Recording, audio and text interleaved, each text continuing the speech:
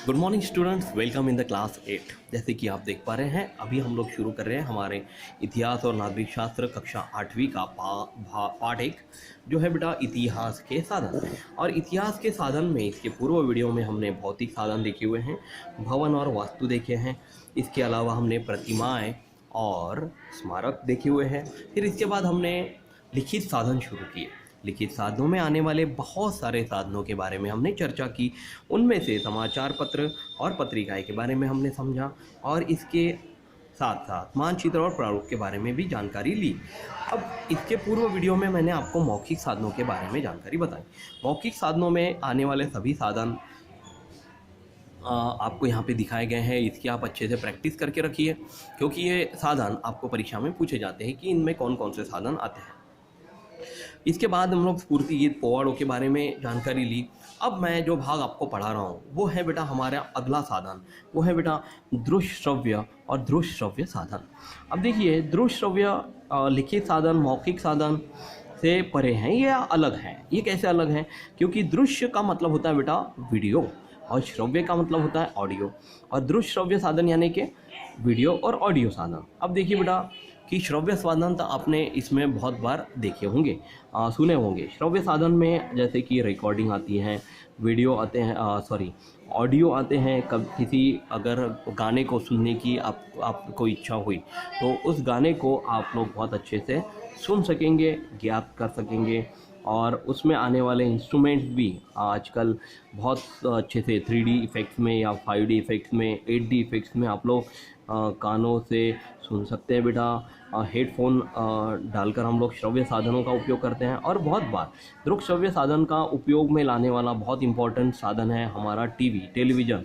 एक ऐसा माध्यम कि जिसमें आपको वीडियो और ऑडियो दोनों दिखाई देते हैं। तो वर्तमान समय में तकनीकी विज्ञान के विकास के फलस्वरूप फोटोग्राफी, ध्वनि मुद्रण, फिल्म आदि कलाओं का विकास हुआ।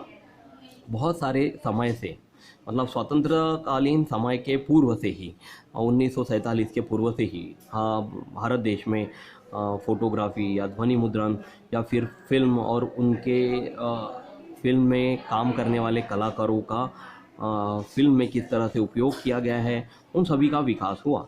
अब जैसे आपको पता होगा कि पुराने ज़माने में फोटोग्राफी ब्लैक एंड वाइट निकलती थी। ध्वनि मुद्रण भी उतना कुछ खास नहीं था। अब जैसे जैसे डेवलपमेंट होता गया और जैसे जैसे सॉफ्टवेयर आते गए या फिर जैसे जैसे दुनिया बदलती गई, उन सभी बदलाव में इन सभी में बदलाव देखने के लिए मिला। फिल्म जो ब्लैक एंड वाइट आती थी वो कलर हुई। कलाकार जो काम करते थे उनका भी विकास हुआ और वो भी बहुत अच्छे स्थिति में पहुंच गए हैं कि आजकल यदि कोई कलाकार हमें दिखाई दे तो उनसे सेल्फी खिंचवाने की हमारी बहुत ज़्यादा इच्छा बनती है।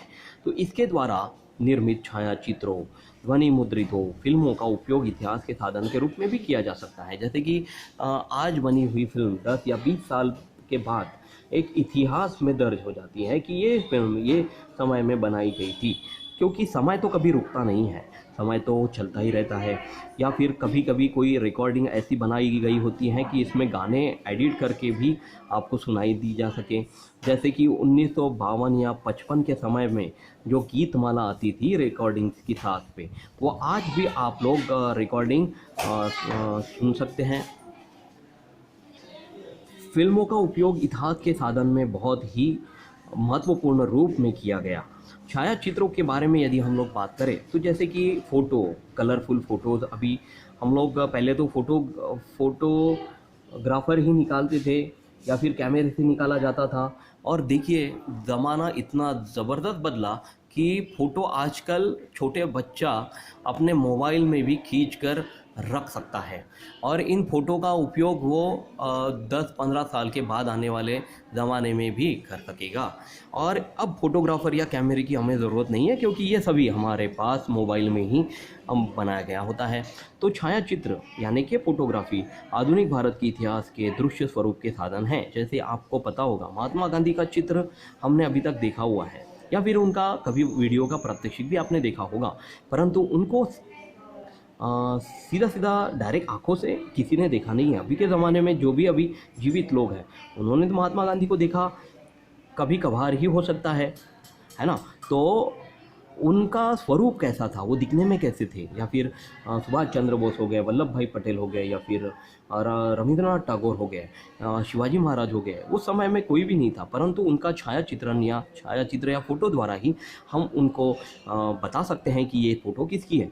तो ये छायाचित्रण इतिहास के रूप में दर्ज हो जाता है। कभी 10 साल बाद, 20 साल या 100 साल बाद भी अगर यदि उनकी फ़ोटो हमारे पास हो, तो उन फोटोग्राफी से हम लोग उनको ज्ञात कर सकते हैं कि ये दिखने में ऐसे लगते थे।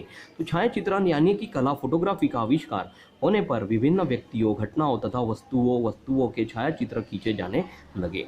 तो हमें पता था कि एक बार अगर हमारा छायाचित्र निकाला गया, तो वो हमारे शरीर के परिवर्तन के साथ साथ कुछ सालों बाद हम लोग उसको बहुत अच्छे से देख सकते हैं, उनको जान सकते हैं कि हाँ, ये चित्र किस तरह से दिखता था और हम लोग इस तरह से लगते थे, और ये घटना हमारे आसपास कोई अगर बिल्डिंग है या घर है, वो पुराना कैसे था और अब उसको नया बना के वो कैसे दिखता है, इन सभी के बारे में हम लोग छायाचित्रों द्वारा इतिहास देख सकते हैं। तो इन छायाचित्रों द्वारा हमें व्यक्तियों तथा घटित प्रसंगों की दृश्य स्वरूप में हूबहू जानकारी प्राप्त होती है।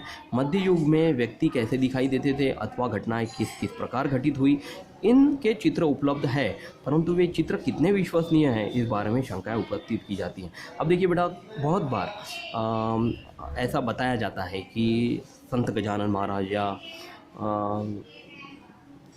शिरडी के साईं बाबा, इनकी फ़ोटो अभी उपलब्ध होती है। उनमें कुछ बदलाव करके उसे एडिट भी किया जाता है दूसरे चित्र के साथ। तो कभी कभी ऐसा हमें विश्वास नहीं हो पाता कि सच्ची में ये चित्र वैसे ही है, उन्हीं का है या किसी और का है ना।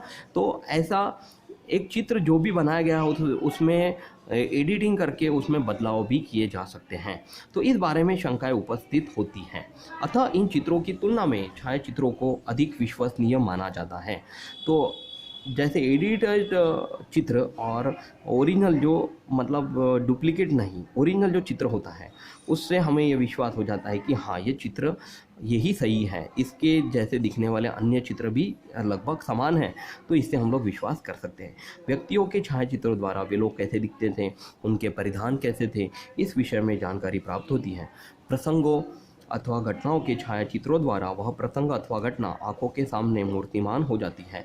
जैसे वो लोग कैसे दिखते थे, फिर उनके साथ घटित घटना या प्रसंग कैसे थे, ये सभी यदि छायाचित्रों द्वारा बनाए गए, या फिर मान लीजिए कि हमारे पास उनका छायाचित्र नहीं है, परंतु छायाचित्रों में ही अगर चित्रकार ने कुछ रचनाएं करके उस प्रसंग को दिखाने की कोशिश की, तो हम लोग यह समझते हैं कि यह सामने दिखने वाला मूर्तिमान स्वरूप है कि ऐसी ही घटना वो समय पर हुई थी।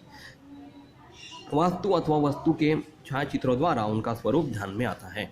यदि मान लीजिए कि 50 या 100 साल पहले या लगभग 500 साल पहले, 300-400 साल पहले ये जो हमारा ताजमहल का, आगरा का जो ताजमहल है, वो कैसे दिखता था और अभी कैसे दिखता है, इसके अभी स्वरूप हम लोग जान सकते हैं। कुतुब मीनार या फिर लाल किला कैसे दिखता था, अभी कैसा दिखता है, इसका भी स्वरूप हम लोग बहुत आसानी से जान सकते हैं। तो ये हो गया वास्तु के छायाचित्रों द्वारा स्वरूप प्राप्त करना। अब इसके बाद जो दूसरा दृक श्रव्य साधन आ रहा है बेटा, वो है ध्वनि मुद्रित रिकॉर्ड्स। ध्वनि मुद्रित रिकॉर्ड्स यानी कि जैसे कि यदि कोई सिंगर गाना गा रहा है, उसके साथ साथ रिकॉर्डिंग हो रही है गाने की और उसके साथ साथ वाद्य भी बजाए जा रहे हैं, तो ये पूरे रिकॉर्ड्स रखे गए होते हैं। जैसे मान लीजिए कि शादी में आपने देखा होगा वीडियो रिकॉर्डिंग होती है। वीडियो रिकॉर्डिंग यानी कि जो गाना साथ में बज रहा है उसमें बदलाव लाकर सिर्फ वीडियो के साथ साथ छेड़छाड़ करके एडिट करके नए गाने एडिट करना, ये सभी रिकॉर्ड्स में, ध्वनि मुद्रित रिकॉर्ड्स में आते हैं। तो छायाचित्रण यानी फोटोग्राफी कला की भांति ध्वनि मुद्रण तकनीक का आविष्कार भी महत्वपूर्ण है। ध्वनि मुद्रण यानी कि जिसके आवाज़ में ही बदलाव किया गया हो, मतलब आने वाला दिखने वाला आवाज़ किसी एडिटिंग के साथ दूसरे आवाज़ के साथ मिलाकर आविष्कार किया जा सकता है। तो ध्वनि मुद्रित अथवा रिकॉर्ड्स इतिहास के श्रव्य स्वरूप के साधन हैं। ये जो ध्वनि मुद्रित हैं वो श्रव्य स्वरूप में आते हैं। श्रव्य स्वरूप यानी कि ऑडियो इफेक्ट्स में आते हैं। वर्तमान समय में नेताओं अथवा महत्वपूर्ण व्यक्तियों द्वारा दिए गए भाषण, गीत ध्वनि मुद्रित स्वरूप में उपलब्ध हैं। जैसे कि हमने बहुत सारे वर्तमान स्वरूप के जो नेता हैं, हमारे प्रधानमंत्री मोदी जी हो गए, या फिर अन्य तो जैसे दिखने वाले अन्य नेताओं के बारे में भी उनका गाया गीत ध्वनि मुद्रित स्वरूप में हम लोग आसानी से उपलब्ध करके देखा जा सकता है। वो यूट्यूब में, फेसबुक में, ट्विटर में या फिर आपको गूगल में भी आसानी से उपलब्ध होता हुआ दिखाई देगा।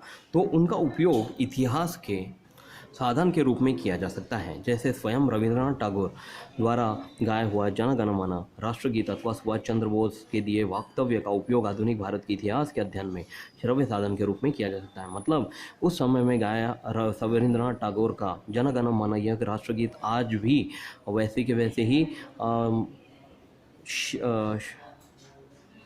ध्वनि मुद्रित रिकॉर्ड्स में उपलब्ध हैं और उनको हम सुन सकते हैं। उनके चित्र के साथ साथ हम लोग उसको एडिट करके देख भी सकते हैं। और इसके बाद इसमें आने वाला है सबसे आखिरी वाला जो दृक्श्राव्य साधनों में आने वाला एक साधन है, वो है बेटा फिल्में। तो फिल्म आधुनिक तकनीक विज्ञान का अनूठा आविष्कार माना जाता है।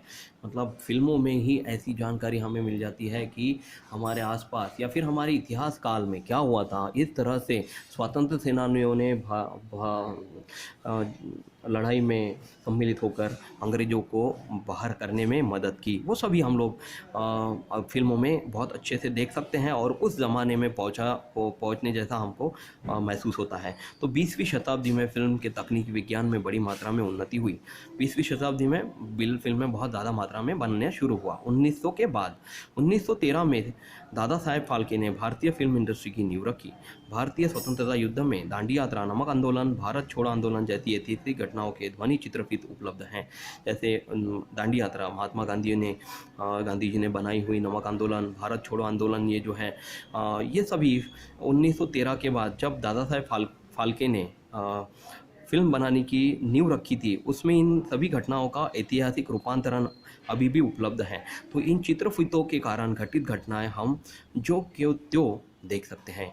यदि ये बाबा साहेब फाल्के नहीं होते और उन्होंने फिल्म इंडस्ट्री की नींव नहीं रखी होती तो हम सिर्फ चित्रों में ही देख पाते या किसी चित्रकार से बनाई हुई चित्र से ही देख सकते थे कि ये घटनाएं कैसी हुई। परंतु ये घटनाएं हुई और हम लोग बहुत अच्छे से अभी भी जो त्यों देख सकते हैं। तो प्राचीन और मध्य युग की तुलना में आधुनिक भारत के इतिहास का अध्ययन करने के लिए विपुल मात्रा में और विविध प्रकार के साधन उपलब्ध हैं। देखिए, बहुत सारे प्राचीन और मध्य युग की तुलना में अभी इतिहास का अध्ययन करना है तो हम लाइब्रेरी में बुक्स देख के या फिर उनके वीडियो देख के यूट्यूब से प्राप्त कर सकते हैं जानकारी। तो वर्तमान समय के भौतिक साधन पर्याप्त मात्रा में अच्छी स्थिति में ही है। तो अभी के जो भौतिक साधन है ना, वास्तुकला हो गया या फिर कोई जैसे भौतिक साधनों के बारे में बात करी तो हमने म्यूज़ियम के बारे में देखा हुआ था, तो उसकी बहुत अच्छी स्थिति है, उसमें रखे हुए साधन हम लोग देख सकते हैं। तो अभिलेखागार में संरक्षित कर रखे हुए अनगिनत लिखित साधन भी उपलब्ध हैं। बहुत सारे लिखित साधन हमें हमारे स्वतंत्र सेनानियों ने बनाए हुए लिखे हुए साधन भी हमें लाइब्रेरी में उपलब्ध होते हैं। तो विलिखित साधनों का उपयोग करते समय के किन विचारों से प्रेरित है, किस घटना की ओर देखने का साधनकर्ता का क्या दृष्टिकोण रहा, इसकी जांच कर लेनी चाहिए। इन साधनों का संरक्षण करना आवश्यक है। ऐतिहासिक साधनों का संरक्षण किए जाने पर ही इतिहास की यह समृद्ध परंपरा भावी पीढ़ियों को सौंप सकेंगे। तो देखिए, हमारा आज का जो वर्तमान है वो कभी ना कभी इतिहास बनेगा और सामने आने वाली पीढ़ी हमारे इतिहास के बारे में जानना चाहेगी। तो अभी जो हमारे पास रहने वाले और दिखने वाले संरक्षित रखने वाले साधन हैं, उनको इस तरह से संरक्षण करके रखिए कि आने वाली समृद्ध परंपरा या इतिहास भावी पीढ़ियों को हम लोग उसको सौंप के उनको हमारे इतिहास के बारे में जानकारी कैसे मिली या फिर ये किस तरह से इतिहास घटित हुआ उसके बारे में जानकारी सौंप सकें। Thank you class. अभी अगले वीडियो में हम लोग इसके बाद आने वाला दूसरा पार्ट हम लोग देखेंगे यूरोप और भारत। परंतु इसके पूर्व इसके जो प्रश्नोत्तर मैं आपको ये लिखने के लिए दे रहा हूँ वो आप लोग कॉपी से ढूंढ कर निकाल के रखिए। ठीक है, thank you class, take care, bye.